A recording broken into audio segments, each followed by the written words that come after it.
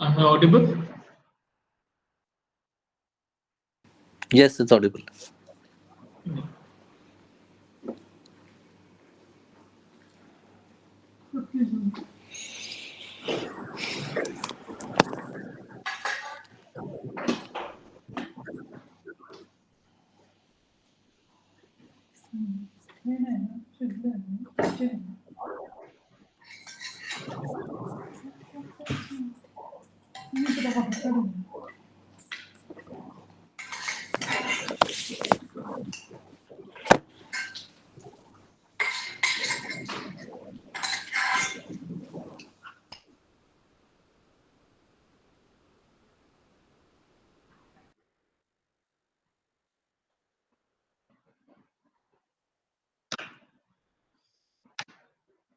So, good evening, everyone. I'm Chiranjeev Rangaraj. I'm a PhD scholar from the Department of Biochemistry, University of Hyderabad, and also I'm a Prime Minister Research Fellow. To fulfill my teaching assistantship, I have been associated with NPTL for the last 8 weeks, and the course I have associated with is overview and integration of cellular metabolism. And so far, we have seen 8 weeks lecture and then doubt clearing sessions. And we are in ninth week. And so far, we have seen carbohydrate metabolism and lipid metabolism fully. And this week, we are done with amino acid metabolism.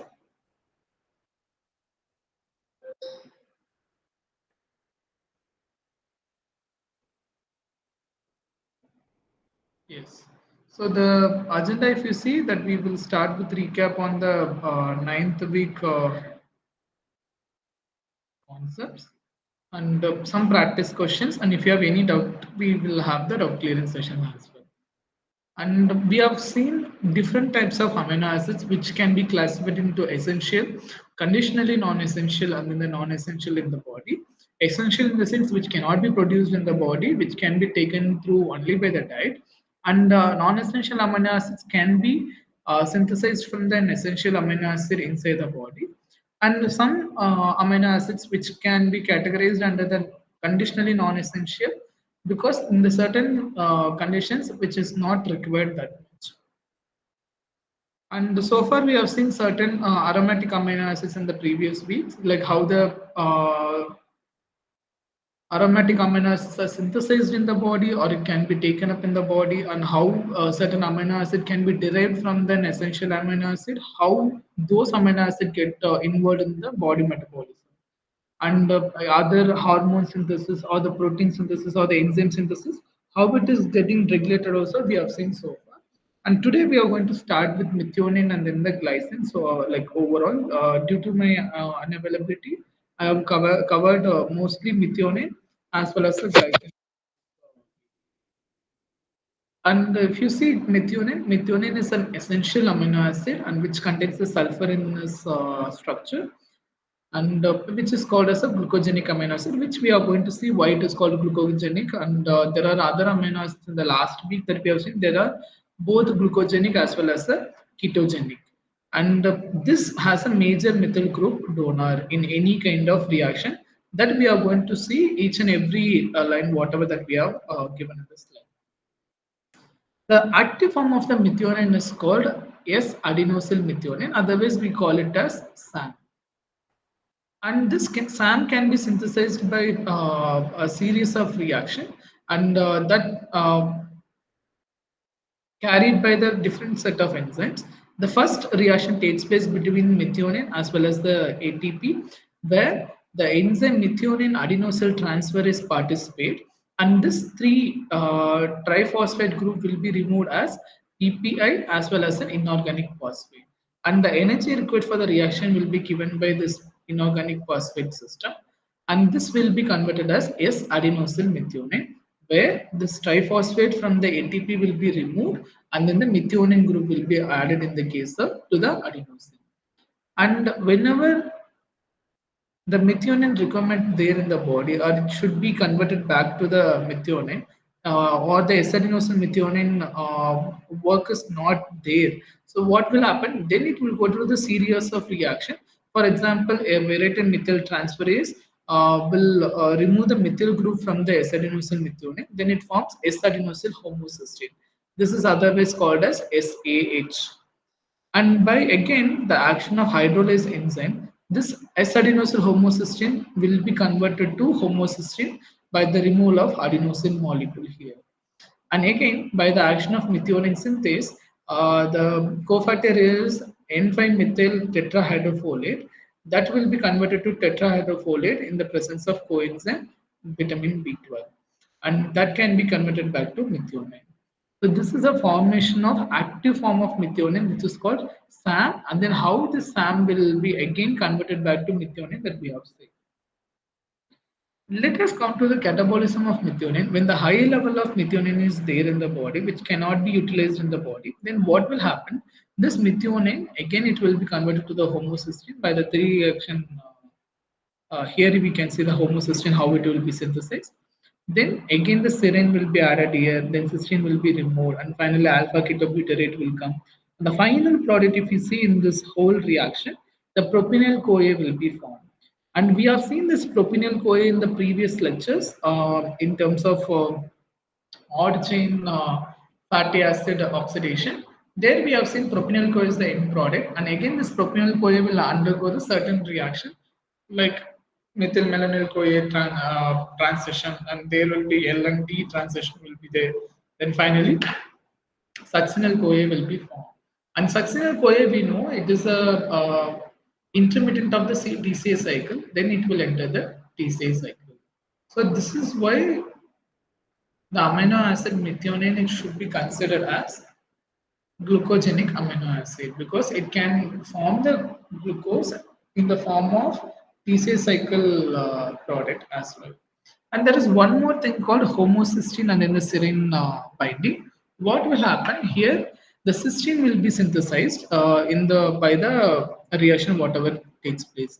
So this homocysteine formed from the methionine that will again combine with serine. Then it will form cystathionine in the presence of cystathionine beta synthase.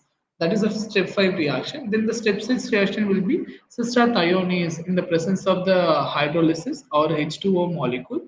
This will be converted to homoserine as well as the cysteine. So the cysteine amino acid also synthesized from methionine. That's why methionine is an essential amino acid, whereas cysteine is not an essential amino acid.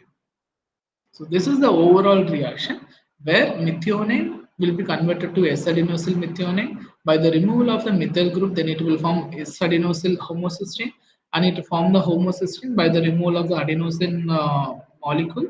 Then the serine will be removed and cystathionine will be formed. Then the cysteine will be removed and homoserine will be formed. Finally, NH3CO2, whatever the amino group and carboxyl group is there, that will be removed. Then propionyl CoA will be formed. And we know the fate of the propionyl CoA from the odd chain fatty acids. Then it will be formed methylmalonyl CoA, and finally succinyl CoA will be formed. And from here, it will go back to the TCA cycle, and finally the glucose will be formed. That's why methionine is called as methyl group donor due to the active form of hexadenosine methionine, and it is a glucosenic amino acid due to the formation of succinyl CoA. So glucogenic amino acid that we have seen, and it is a source of the cysteine. And this is also a methyl group donor for the several group in the body. For example, it helps in the formation of the epinephrine from the norepinephrine, and it helps in the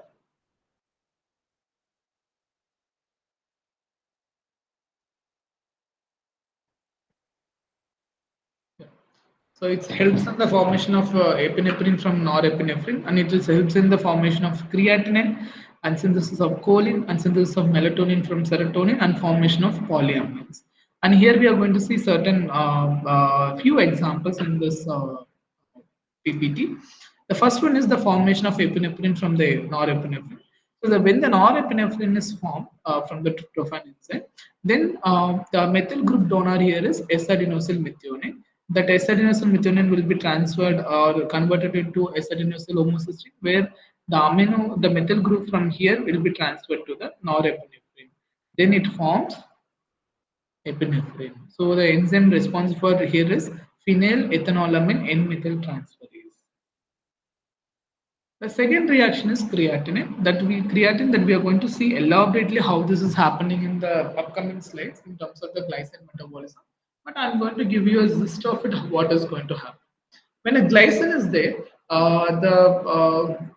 the group from the arginine will be transferred to the glycine. Then it will form the certain form, that is quinidinoacetic acid. And again, here in the quinidinoacetic acid, by the transfer of the methyl group from acetinosyl methionine, then it will form creatine. Then the creatine phosphate reaction will come. Then the creatinine will be formed spontaneously. Then that will be excreted into urine. That we are going to see in the upcoming slides how this is going to happen. So far we have to know the methionine form, or the active form of methionine is involved in the creatine formation, where glycine is converted to the guanidinoacetic acid and the guanidinoacetic acid converted to creatine in the presence of guanidinoacetic methyl transferase. There the methyl group donor is S-adenosyl methionine. Third one is synthesis of choline, where serine is involved in this reaction. The serine, in the presence of serine decarboxylase, that forms the ethanolamine, and ethanolamine in the presence of the methyl transferase, that will be formed choline. So how this happens, that we are going to see the stepwise reaction. The serine in the presence of decarboxylase, one carbon dioxide molecule will be removed, that whatever the carboxyl group is there, then it forms ethanolamine. This ethanolamine, in the presence of ethanolamine methyl transferase, the SAM is work as a methyl group donor, then it transfers one methyl group. So this got methyl ethanolamine. Again, the methyl transferase, with the help of SAM, and then second amino group, methyl group will be transferred. That is called dimethyl ethanolamine. Again, in the presence of methyl transferase and SAM, it will be converted to trimethyl ethanolamine. It is otherwise called as choline. And this is really, really important to produce phospholipids in the body. And third, synthesis of melatonin from serotonin. Here also, till all those from the tryptophan, it will be synthesis. In the final reaction, there will be one methyl transferase reaction to form the active form of the melatonin. So there, this acetinosyl methionine will be participate to give the methyl group to the precursor. Then it forms the melatonin in this case. And these are the different methyl group acceptor as well as the methylated product, which means the last product will be this, whatever it is on the right side, and then the previous product that will be before the last product, this will be this. For example, we have seen guanidinoacetic acid in the presence of SAM, that acetinosyl methionine, it will accept the methyl group, then it will form the methylated product called creatinine. Like this nicotinamide form the N-methyl nicotinamide, and then norepinephrine from the epinephrine, epinephrine from the metanephrine, norepinephrine again from normetanephrine, ethanolamine from choline, carnosine from anserine, acetylserotonin from melatonin, serine from choline, and histidine from methylhistidine, and lysine from methylysine, and finally tRNA forms methylated tRNA.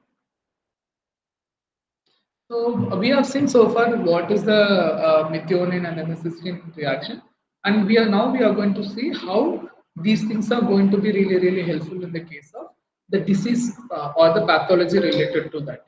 So the first thing is that we are going to see the homocystinuria, that is in the presence of or in the absence of the enzyme involved in the cysteine or the methionine synthesis that we are going to see.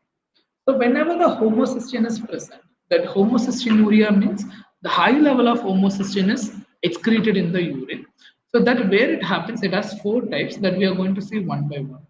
First of all, homocystinuria is a autosomal recessive disorder, and the first type is cysteothionein synthase. When the cysteothionein synthase is not there, then the homocysteine cannot be converted to cysteothionein, then it cannot be synthesized as cysteine in the body. So that is why the homocysteine accumulation takes place in the body. So that leads to the homocysteine excretion in the body at a higher level.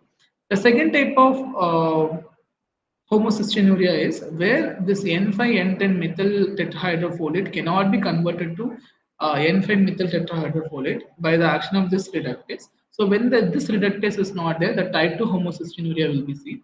The type 3 homocystinuria, if you see, where this cobalamin methyl transferase, this N5-methyl tetrahydrofolate cannot be converted to methyl beta 12, vitamin B12. So that is the third type. And fourth type is there is an intestinal absorption is not there of vitamin B12. So that is why the homocystinuria takes place because the cofactor here is vitamin B12 to convert the methionine to the homocysteine or the homocysteine to the methionine. So that is not there in the diet. So usually the normal homocysteine levels in the blood it's around 5 to 50 micromolar per liter. In diseased case, it may be increased to 50 to 100 times.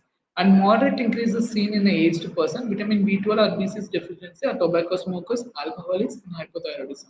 And substantial increase is noticed in the congenital disease people are noticed. And if you see the pathophysiology of the disease, it is asymptomatic in the initial 2 years of the patient or in the baby, and it becomes symptomatic by 3 to 5 years of age.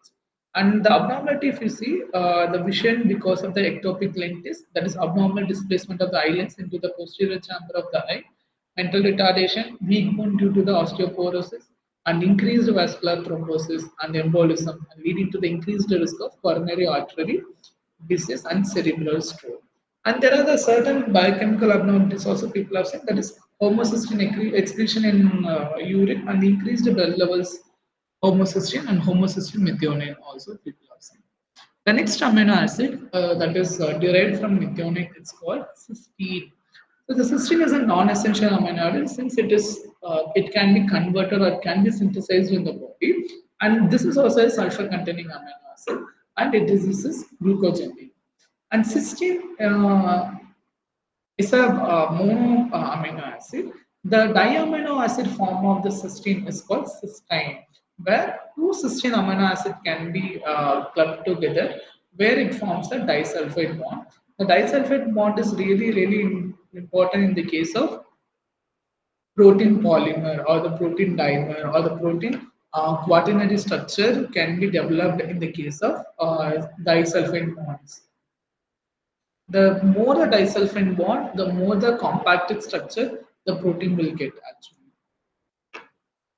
So the cysteine synthesis, if you see, we have seen in the methionine how the homocysteine in the presence of the sister thione synthetase or the sister thionase, then it will form the cysteine. There is one phenomena here it is called as cysteine sparing, and where the total sulfur amino acid requirement is can be adjusted based upon the cysteine or the methionine uptake. For example, minimum obligatory methionine requirement has the proportion of the dietary requirement for the total sulfur amino acid can be fulfilled by the dietary cysteine. Where if we are not taking the methionine in the diet also, the more amount of dietary cysteine leads or the replace the methionine in the body. Since both are containing the sulfur containing, both are considered as sulfur containing amino acids. And the metabolic role of cysteine, if you see, it is a glucogenic amino acid, and this involved in the glutathione formation, and this helps in the taurine formation, and finally it helps in the enzyme catalysis. The cysteine can be degraded or catabolized in the body in two ways, but the final product of the cysteine will be the pyruvate. For example, the first reaction is dioxygenase, where it will be converted to the cysteine sulfonate, and again in the presence of transaminase, it will be converted to beta sulfonopyruvate, and finally desulfonase enzyme acted upon this sulfonopyruvate. Finally, it forms a pyruvate. And the same goes for the other reaction where transaminase reaction takes place. So the cysteine will be converted to the 3-mercaptopyruvate, and this 3-mercaptopyruvate in the presence of sulfur transferase, where this sulfur group will be transferred to the 2H group, where H2S will be formed, and finally pyruvate will be formed. Due to this, the pyruvate is the end product of the glycolysis. Then again, it will form glucose in the body. So this helps in the gluconeogenesis, and finally the formation of glucose takes place. That's why this is considered as glucogenic amino acid. The second one is glutathione formation that we are going to see elaborately in the upcoming slides. But still, I will tell you that this inward glutathione is a tripeptide where it is called as a gamma glutamyl cysteine glycine. In the tripeptide, glycine is also a part. And this helps in the amino acid absorption and reduction reaction and keep the enzymes in an active state. And it also helps in the RBC membrane integrity, methemoglobin to the hemoglobin conversion, and detoxification by the conjugation of the organophosphorus compound heavy metals such as the glutathione is transferred. And the next is the taurine synthesis. Taurine is a really important component in the bile acids. So it will be converted from or synthesized from the cysteine, where cysteine in the presence of molecular oxygen converted to cystic acid, and again by the removal of CO2, it forms the taurine in the body. In terms of the enzyme catalysis reaction, the cysteine most probably presents in the enzyme active site where it produces the SH group, and this forms the bond or the interaction between the substrate.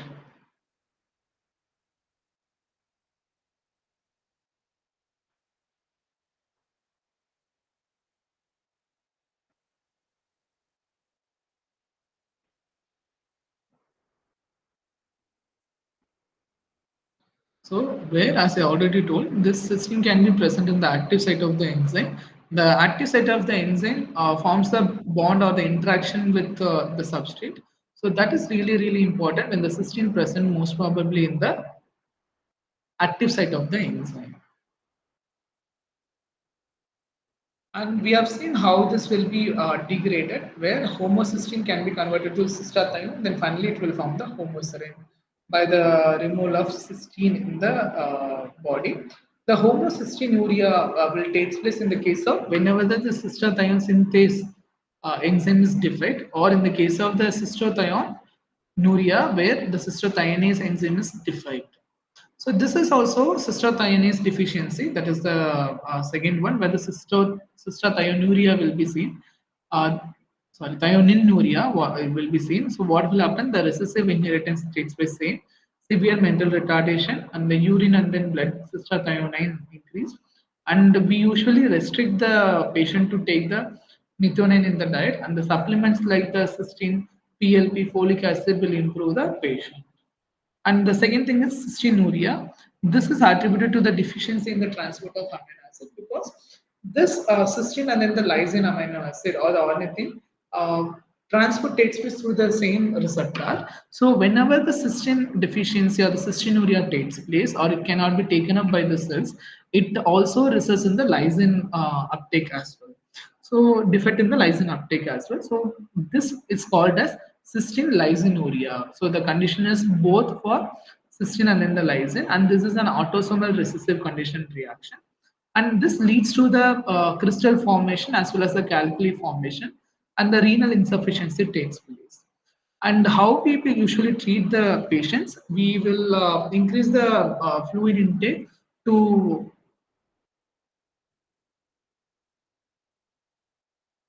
dissolve the this crystals, or else alkalinization of the urine by giving the sodium bicarbonate, or else people will give the penicillamine as well. The test is usually used to screen the cystinuria is cyanide nitroprusside test, and specific amino aciduria may be confirmed by the chromatography. And finally, cystinosis, and this is also the autosomal recessive disorder, and this is otherwise called as a familial disorder. And the deposition of the cystine crystals takes place in the lysosome because the lysosome membrane transport defect is people have seen. And due to this, cystinus accumulates in liver, spleen, and in the bone marrow. And sometimes the cystine crystallizes in the WBC, and this is sometimes called as a generalized amino aciduria, and this leads to the renal failure due to the crystal formation. And again, the treatment would be the adequate fluid and then the alkalinization or as administration of the deep insulin. The next amino acid that we are going to see, which is a glycine. Glycine is a very, very simple amino acid per se. Whatever the amino acid that we have seen, the R group is always only H in this case. And glycine is also a glucogenic amino acid, and it is also involved in the one carbon metabolism. And this is present in the interior structure of the collagen. And then also it is involved in the specialized production in the body. For example, heme, urines, and creatinine, or as glutathione, or so many things are synthesized from glycine, or the glycine is a part of the synthesis pathway or the synthetic pathway of the certain important biomolecules. So if you see serine and then threonine, or from the carbon dioxide or the ammonia or one carbon pool, this glycine can be synthesized, or from the protein degradation, glycine can be synthesized. But glycine can be used in the different mechanism. For example, the glycine cleavage system is the one such example, where the ammonia and then the one carbon unit carbon will be taken up by the glycine, and finally it goes for the urea cycle. Then the glycine is really important for the serine synthesis, and then it's important for the glycosylic acid synthesis and creatinine synthesis, and it provides the structural component for purine, whereas C4, C5, and then N7 of the purine ring can be attributed or the contributed by the glycine, and it combines with the ALA and then form the heme, and it involves in the glutathione formation. Finally, it helps in the bile salt, and finally, it helps in the conjugation of glycine with other xenobiotic enzyme or xenobiotic components. Then it help involves in the xenobetabolism as well. So first we'll see what kind of synthesis of glycine takes place in the body and how the reaction takes place. Glycine is synthesized from serine, from threonine, and it can be synthesized from the carbon dioxide and then the ammonia. And finally, it can be also synthesized from glyoxylate. The first thing is how glycine is synthesized from serine. This is actually a reversible reaction always. So the glycine is usually synthesized from the serine in the presence of serine hydroxymethyl transferase, where this tetrahydrofolate A acid, tetrahydrofolic acid will be converted to N5N10 methylene tetrahydrofolate, where from the serine, things will be converted to the CH2OH will be converted, or it will be removed. Then it will be formed CH2NH3 COO minus, which is glycine.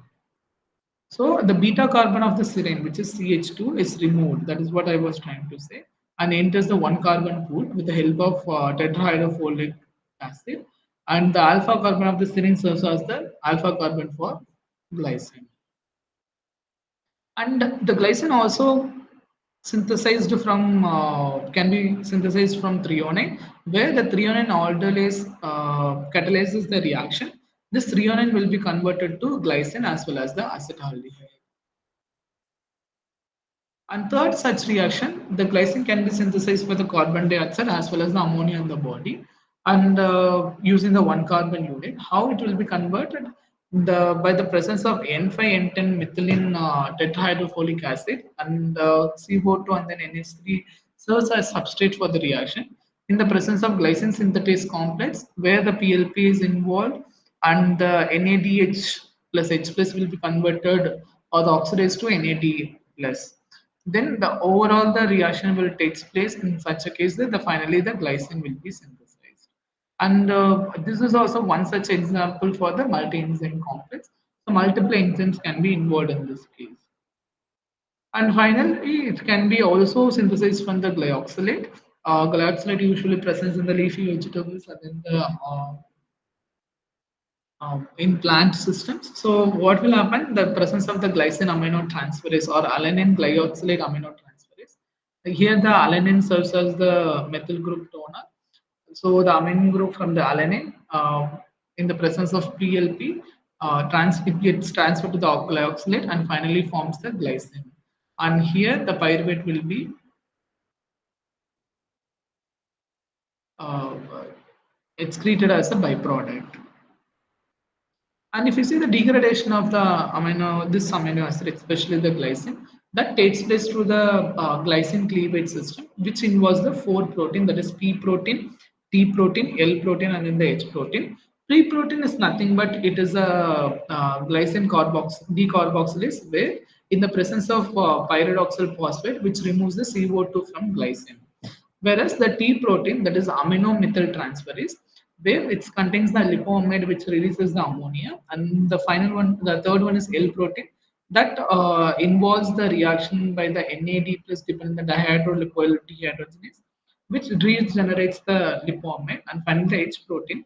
It is modified with the lipoic acid and interacts with the all other components in the cycle of a reductive methylamidation catalyzed by the P protein and methylamine transfer catalyzed by the T protein and the electron transfer catalyzed by the L protein.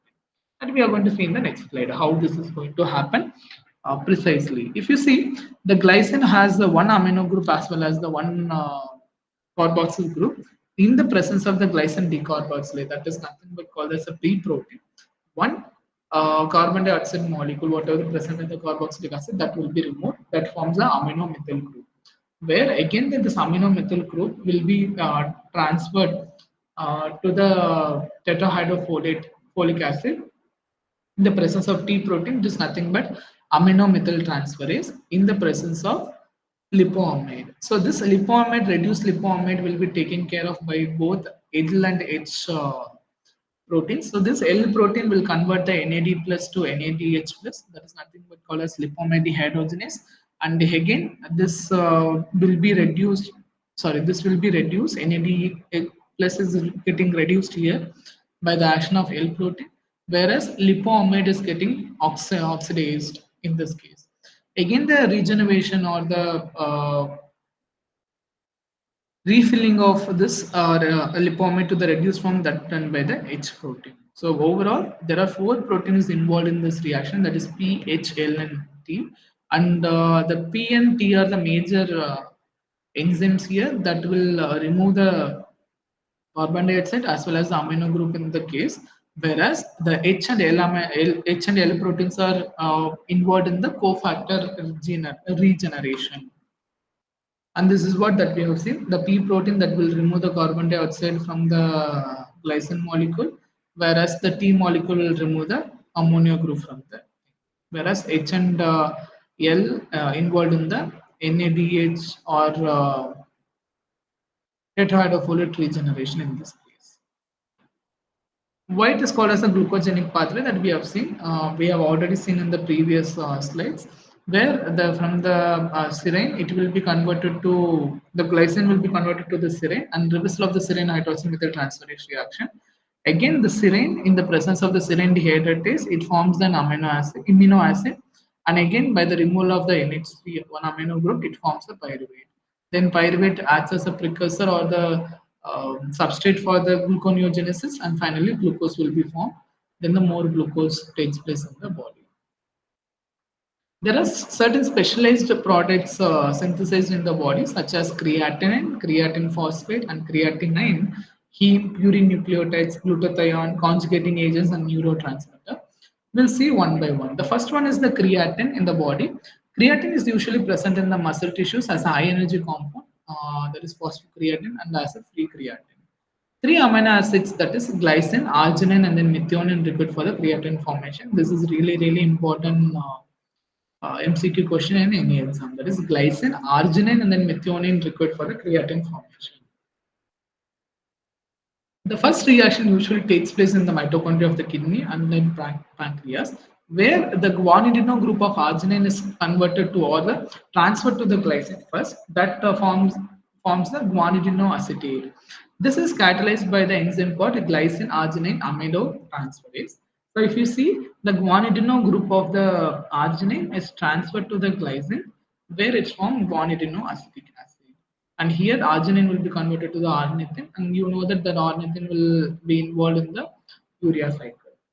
And the step two, S-adenosine methionine comes here that we have seen in the previous slide as well. The S-adenosine methionine that donates the methyl group to the this bondidino acetate. Then it forms creatine. This usually takes place in the liver of the body. So if you see this guanidino acetate, acetic acid in the presence of guanidino acetate methyl transferase, where S-adenosyl methionine is converted to S-adenosyl homocysteine, where creatinine is formed here. And step three, the creatinine is reversibly phosphorylated to the phosphocreatine by the creatine kinase and needs the hydrolysis of ATP. And this phosphocreatine stored in the muscle as a high energy phosphate. So again, the creatine in the body can be converted to creatine phosphate, and that takes place by the creatine kinase, where ATP is involved in this reaction. And finally, this reducing the muscle contraction that this helps in the ATP regeneration because the creatine phosphate serves as an immediate store of energy in the muscle. So finally, the creatine phosphate that is converted to the creatinine by the non-enzymatic spontaneous reaction, and finally the creatinine will be excreted in the urine. The creatinine is the waste product of the body which cannot be utilized by any other reaction. So what will happen? The creatine phosphate by the spontaneous reaction, the phosphate group will be removed, and in the presence of H2O, it will be converted to creatinine, and then it's excreted in the urine most probably. So this is the overall reaction where glycine plus arginine in the presence of the aminotransferase in the kidney, it will be converted to the guanidoacetic acid. And again, in the presence of the methyltransferase in liver, it forms the creatine, and creatine in the presence of creatine kinase in the muscle, it will be converted to creatine phosphate, which is a high energy compound. And again, by the spontaneous reaction, creatine phosphate will be converted to creatinine. And this usually creatinine as well as the creatine, the serum level is around 0.7 to 1.4 in terms of male, and for female it is around 0.6 to 1.2 mg per dl, the serum creatinine level. Whereas serum creatine level is very negligible, which is around zero point 0.2 to zero point 0.4. Whereas in the urine level, creatinine is really high, that is 1 to 2 gram per day, whereas creatine is negligible, which is 0 to 50 mg per day. And creatinine is really important as an indicator of the renal function, because if you go for any renal test, people usually take urea, creatinine as well as the other electrolytes of the body. So that is the real good indicator of the renal function. The reason is the serum level usually parallels the severity of the reaction. So people usually go for the creatinine clearance level, how much creatinine is cleared in the body. That in the case of in the measure of the glomerular filter rate, that is GFR, and the people usually again calculate the estimated GFR, that is eGFR can be calculated from the creatinine value. And usually the online calculators are there that you can go for MDRD calculation or something. That usually tells that how much creatinine is excreted and how much body creatinine is there and everything. And in case of the muscular dystrophies, the creatinine, and then urinary creatinine are increased, and elevated serum creatinine in renal failure as well as fever and starvation people have seen. The enzyme creatine kinase is elevated in the myocardial infarction in case of the muscular dystrophy as well. This creatine kinase is an isoenzyme. It has several isoforms. For example, in muscle, it involves in the CKMM form, and in brain, it exists as a CKBB form. Whereas in heart, it exists as CKMB form, that is creatinine kinase MB form.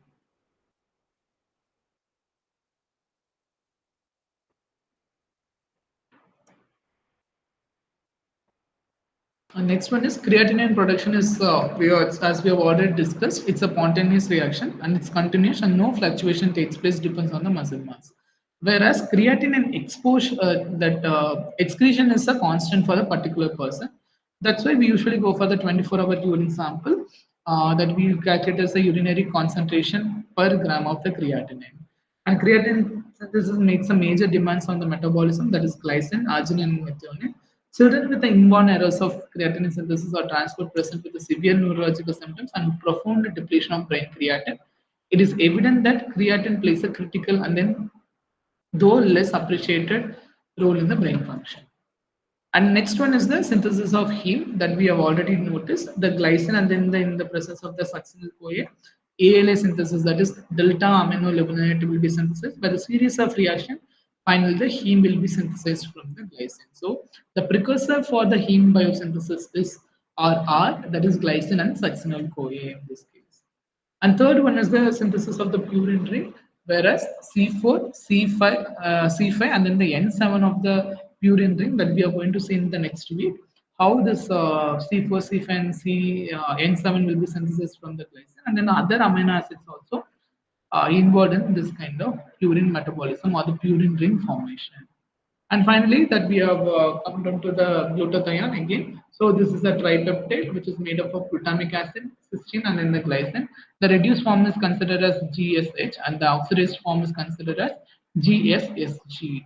This is really really important. The maintaining the RBC membrane integrity, so that we know the glutamate by the addition of the cysteine and in the presence of the ATP or the one ATP molecule will be uh, catabolized to give the energy required for the reaction in the presence of gamma glutamyl cysteine synthetase, where gamma glutamyl cysteine will be formed. Again, same the glutathione synthetase will come, where glycine will be involved here. Again, one molecule of ATP will be utilized here. So finally, gamma glutamyl cysteine glycine will be formed. That is otherwise called as glutathione, which is in the reduced form.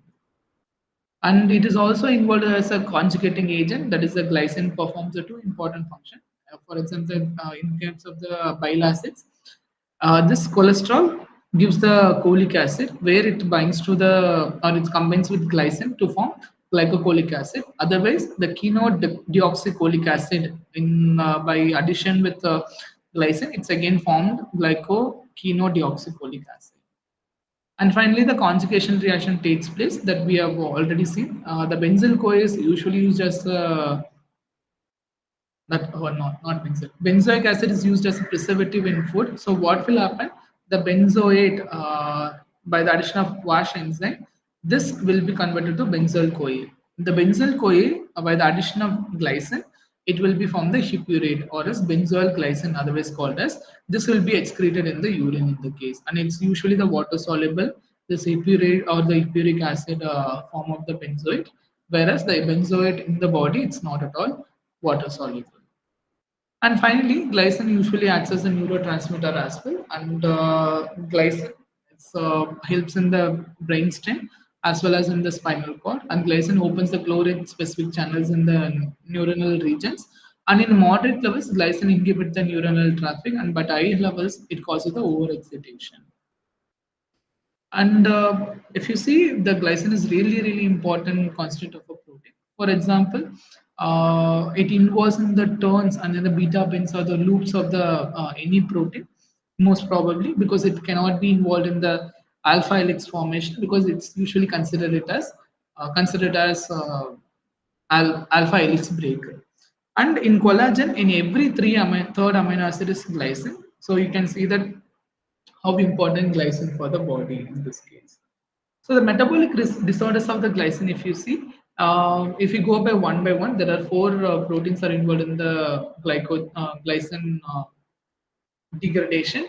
The first one is due to the defect in the glycine cleavage system, it forms a non-ketoic hyperglycinemia. So that glycine levels increased in the body, that is blood, urine, and then CSF, and that leads to the severe mental retardation, seizures, and there is no effective management in this case. And the next disease is glycinuria.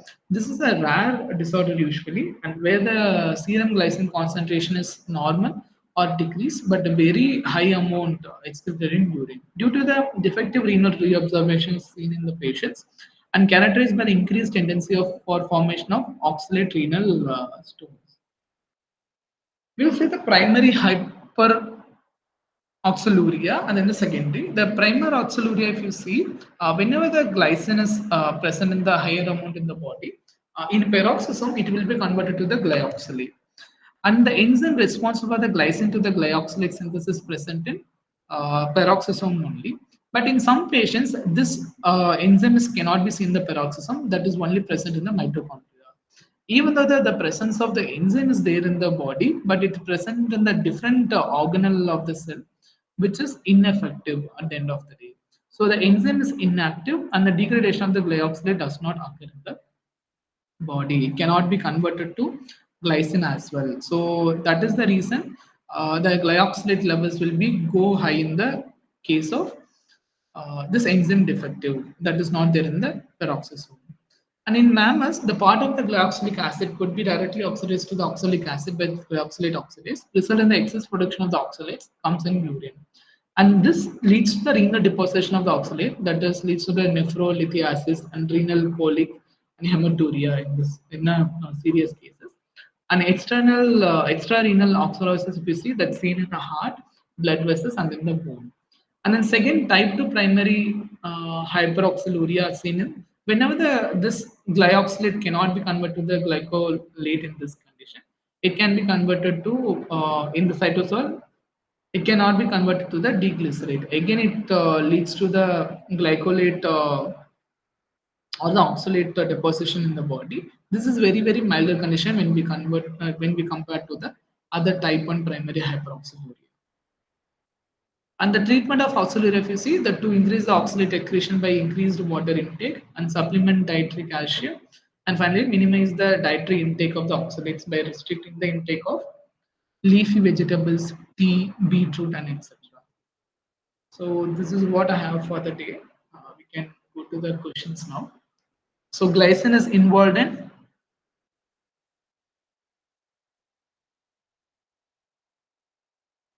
Heme synthesis, then glutathione synthesis, and serine also. okay. Uh, is it involved in NADH synthesis? NADH, NADH, and is it there? Gly- It is in a carbon it should dioxide? be No, near. yeah, it is In involved carbon in dioxide? nicotinamide. Nicotinamide, not Ah, exactly in NADH synthesis, but it's partially it is involved. partially. So okay. Yeah.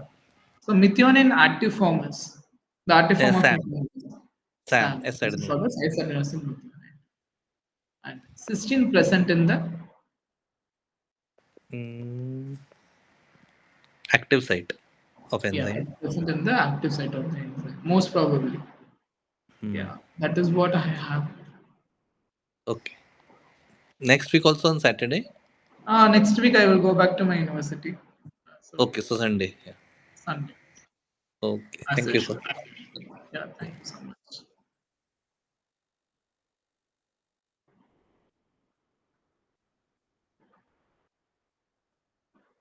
Do you people have any doubt? Dr. Sonika and then Ganni Usharani?